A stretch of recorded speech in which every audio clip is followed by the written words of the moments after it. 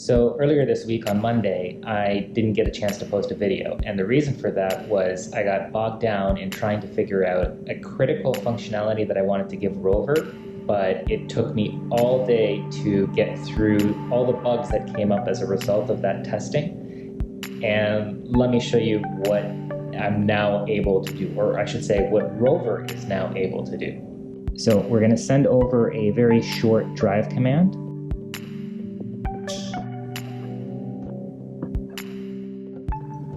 And what I'm going to do is I'm going to interrupt it.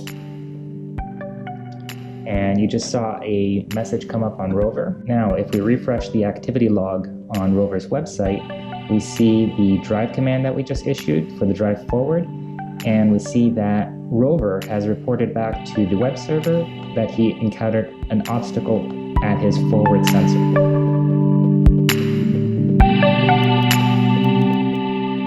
I know, you're telling yourself, well, what's the big deal? The big deal is, and I didn't realize this myself when I started down that road on Monday morning, I guess, the sensors are currently being controlled by the Arduino Uno, which is all the way down the chain from the Arduino Mega, who it reports to, who in turn reports to the Android Brain tablet app.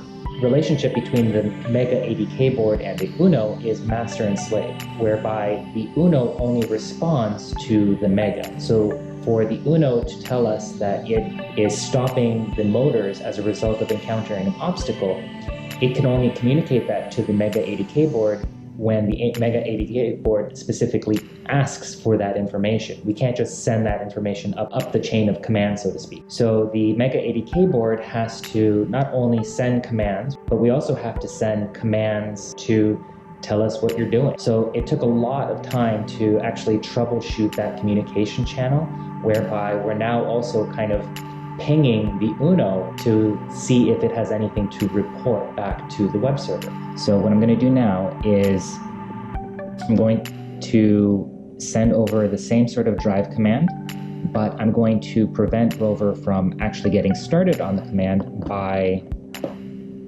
holding my hand in front of his forward sensor.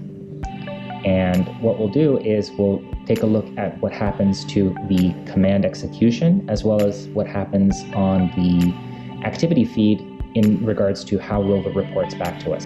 So I'm going to send over the command, and I'm going to block him from getting started. So ROVer is not moving. You saw him get started, power up, but he didn't move. Now I'm going to move my hand away, and you see his wheels start to turn,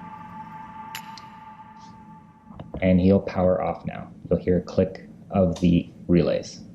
Now, if we take a look at the activity feed and we do a refresh, of course you can see that I've been doing a whole bunch of testing. But here's our drive command, and what ROVer reported back to us was that he's been waiting. He was waiting because he encountered an obstacle. And then once that obstacle went away, he executed the command. I know that this isn't the sexiest episode ever in ROVer's journey, but it couldn't be any more exciting what this foreshadows for ROVer's future. Whether it's adding additional sensors or being able to better understand what ROVer is experiencing in the field when he is being operated remotely from the web server. So here we are back on the activity feed on ROVer's website, and I wanted to point out basically what we're trying to achieve here. So these are a few of the recent test drive commands, just for the art, for whatever's sake. And this is the output from the Arduino Mega ADK board.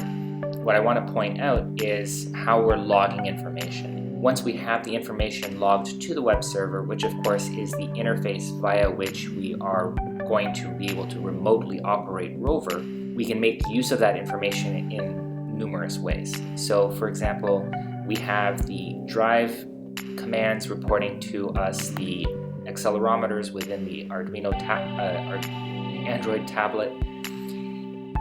When he encounters an obstacle while executing that command, he reports back what the sensor data was at the time of the obstacle encounter. So for example, we can see here that it was the center forward sensor that had the lowest value, and that's what caused him to stop. Similarly, when we issued a drive command and I held my hand in front of his forward sensor to prevent him from starting, he logged that he had been waiting to execute the command. And similarly, he sent over the forward sensor information at the start of the command, and we can see here that again it was the forward sensor with the lowest value, 0, we can disregard, that prevented him from being able to start that drive command. The more I work on the integration between ROVer and the web server, the more astonished I am at the amount of data that's generated, both to and from ROVer. It's both overwhelming and exciting, because the more we get from ROVer, the better we're going to be able to understand what he's experiencing in the field, and the more accurately we'll be able to command him remotely from anywhere in the world via the web. In the meantime, I've got some programming to do to kind of make use of all the data coming back from ROVer, and as well to program ROVer Hello ROVer. And as well as to program ROVer to send us even more information. In the meantime, give us a thumbs up, use the comments down below on YouTube or over on ROVer's site. We'd love to hear from you, comments, questions, suggestions, and otherwise, we'll see you guys next time. Cheers.